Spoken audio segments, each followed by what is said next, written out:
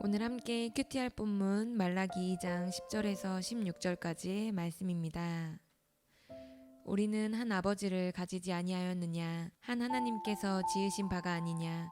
어찌하여 우리 각 사람이 자기 형제에게 거짓을 행하여 우리 조상들의 언약을 욕되게 하느냐? 유다는 거짓을 행하였고 이스라엘과 예루살렘 중에서는 가증한 일을 행하였으며 유다는 여호와께서 사랑하시는 그 성결을 욕되게 하여 이방신의 딸과 결혼하였으니 이 일을 행하는 사람에게 속한 자는 깨는 자나 응답하는 자는 물론이요 만군의 여호와께 제사를 드리는 자도 여호와께서 야곱의 장막 가운데에서 끊어버리시리라. 너희가 이런 일도 행하나니 곧 눈물과 울음과 탄식으로 여호와의 제단을 가리게 하는도다. 그러므로 여호와께서 다시는 너희의 봉헌물을 돌아보지도 아니하시며 그것을 너희 손에서 기꺼이 받지도 아니하시거늘 너희는 이르기를 어찌 됨이니까 하는도다. 이는 너와 내가 어려서 맞이한 아내 사이에 여호와께서 증인이 되시기 때문이라. 그는 내 짝이요 너와 서약한 아내로 돼 내가 그에게 거짓을 행하였도다. 그에게는 영이 충만하였으나 오직 하나를 만들지 아니하셨느냐? 어찌하여 하나만 만드셨느냐? 이는 경건한 자손을 얻고자 하심이라. 그러므로 내 심령을 삼가 지켜 어려서 맞이한 아내에게 거짓을 행하지 말지니라. 이스라엘의 하나님 여호와가 이르노니 나는 이혼하는 것과 옷으로 학대를 가리는 자를 미워하노라. 만군의 여호와의 말이니라. 그러므로 너희 심령을 삼가 지켜 거짓을 행하지 말지니라. 아멘. 우리는 지난 이틀간의 본문을 통해서 하나님께서 제사장들의 죄를 지적하시고 그들에게 심판을 경고하신 것을 살펴보았습니다. 오늘 우리가 살펴본 본문은 말라기 선지자가 이제 제사장에게서 이스라엘 일반 백성들에게로 시선을 돌리고 그들의 죄를 지적하고 심판을 경고하는 내용을 다룹니다. 오늘 본문에서 선지자가 지적하는 이스라엘 백성들의 죄는 크게 세 가지로 볼 수 있습니다. 첫째는 이방인과 결혼한 것, 둘째는 이방인의 예배 문화를 따라간 것, 그리고 셋째는 아내를 학대하고 이혼한 것입니다. 선지자가 지적한 그들의 죄에 대해서 살펴보도록 하겠습니다. 먼저 첫 번째는요, 이방인과 결혼한 죄악입니다. 우리 10절 말씀 보겠습니다. 우리는 한 아버지를 가지지 아니하였느냐? 한 하나님께서 지으신 바가 아니냐? 어찌하여 우리 각 사람이 자기 형제에게 거짓을 행하여 우리 조상들의 언약을 욕되게 하느냐? 선지자는 먼저 이스라엘 백성들에게 우리는 한 아버지를 가지지 않았느냐고 반문하고 있습니다. 이 말뜻은 그들에게 신은 한 아버지인 하나님만이 신이라는 것을 의미하는 것입니다. 이어서 선지자는요, 또 우리는 한 하나님께서 지은 바가 아니냐고 반문하고 있는데요. 이 말뜻은요, 일반적인 창조를 말하는 것이 아니라 이스라엘이라는 민족, 즉 그들을 하나님이 선택하셔서 하나님의 백성으로 삼으셨다라는 의미입니다. 즉 쉽게 말하면요, 하나님이 너희를 선택해서 너희를 하나님의 백성 삼아주신 것 아니냐라고 반문하는 것입니다. 그렇다면 이 두 반문을 통해서 선지자가 말하고 싶은 것은요, 이스라엘은 그들의 아버지이자 그들의 왕인 하나님만 섬겨야 하고 하나님의 백성답게 자녀답게 살아야 한다라는 것을 의미하는 것입니다. 즉 하나님의 언약과 율법을 지켜야 한다는 의미겠죠. 그런데 그들의 조상들이 하나님과 세웠던 언약과 율법을 어기고 있었습니다. 그들이 어긴 언약의 대표적인 것은요, 바로 이방인과 결혼하지 않는 것이었습니다. 이 대표적인 구절은요, 신명기 7장 3절을 볼 수 있는데요. 그 말씀에는 이스라엘 백성들이 절대로 이방 사람들과 결혼하면 안 된다고 말씀하고 계시고 또 그 이유까지 설명하고 있습니다. 신명기 7장 3절과 4절 말씀 한번 살펴보겠습니다. 이렇게 기록되어 있습니다. 또 그들과 혼인하지도 말지니 내 딸을 그들의 아들에게 주지 말 것이요 그들의 딸도 내 며느리로 삼지 말 것은 그가 내 아들을 유혹하여 그가 여호와를 떠나고 다른 신들을 섬기게 함으로 여호와께서 너희에게 진노하사 갑자기 너희를 멸하실 것임이니라. 하나님은 이방 사람들과 결혼하게 되면 그들의 가치관과 그들의 신, 종교를 따라갈 것을 아셨기 때문에 절대 이방 사람과 결혼하지 말라고 명령하셨던 것입니다. 단순히 혈통의 문제가 아니라 종교적인 이유를 대신 것이겠죠. 그런데 이스라엘 사람들은 주변에 거주하고 있던 이방 여인들과 결혼함으로써 하나님과의 언약을 파기했습니다. 우리 11절 말씀입니다. 유다는 거짓을 행하였고 이스라엘과 예루살렘 중에서는 가증한 일을 행하였으며 유다는 여호와께서 사랑하시는 그 성교를 욕되게 하여 이방 신의 딸과 결혼하였으니. 이렇게 그들은 하나님이 명령하신 말씀, 하나님과의 언약을 어겼습니다. 그리고 그들이 지은 두 번째 죄는요, 이방인들과 결혼해서 결국은 그들의 예배 의식을 따라간 것입니다. 우리 13절 말씀 보겠습니다.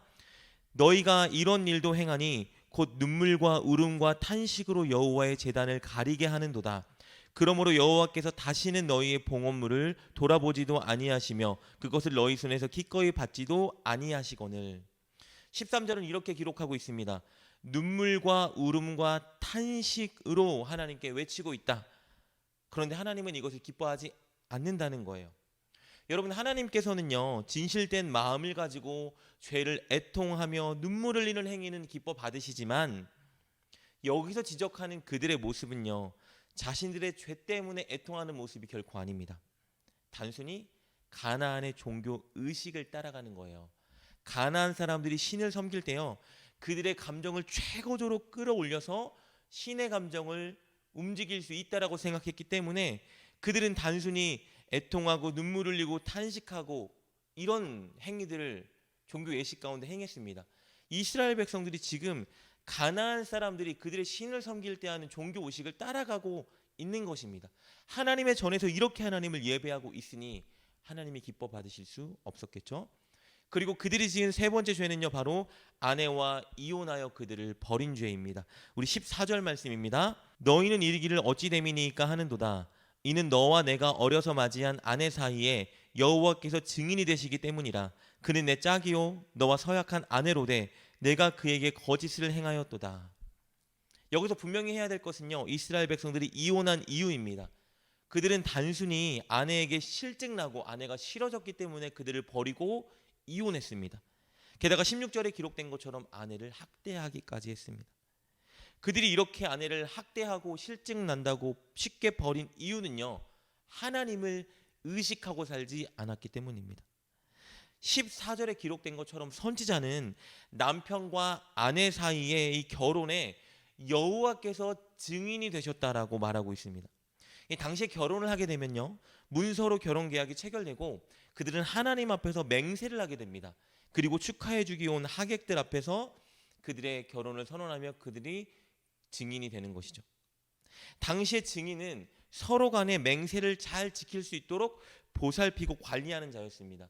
이스라엘 사람들은 결혼할 때 하나님 앞에서 맹세했기 때문에 그들의 증인이 하나님인 거예요. 그렇다면 결혼한 자들은 하나님을 증인으로 늘 의식하며 그들의 배우자를 사랑하고 최선을 다해 섬겨야 하는 겁니다.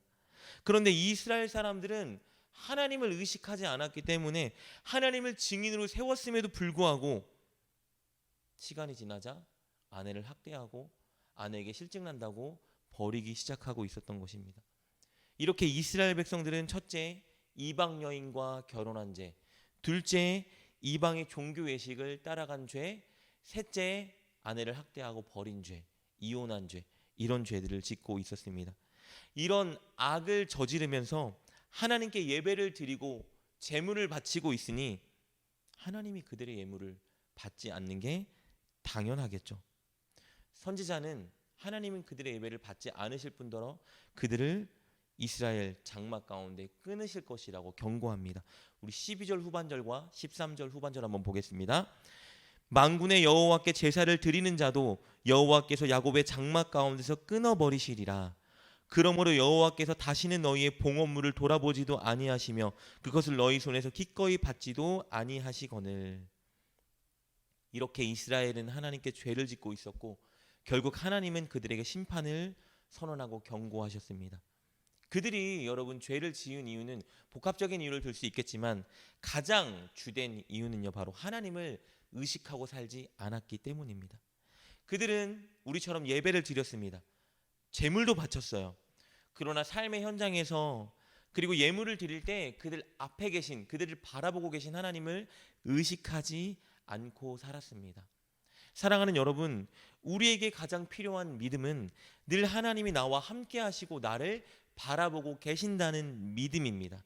그렇다면 우리에게 가장 필요한 자세는 무엇일까요?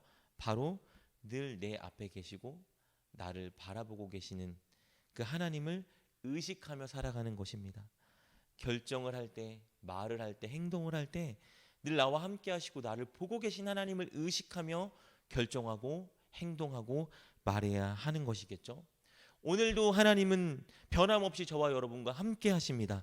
저와 여러분을 바라보고 계십니다. 그것을 믿고 오늘 어디를 가든지 무엇을 하든지 누구를 만나든지 하나님을 의식하며 결정하고 말하고 행동하는 여러분 되시길 주님의 이름으로 축복합니다. 기도하겠습니다. 하나님, 늘 우리와 함께 해주시고 우리를 바라봐 주시니 너무 감사합니다.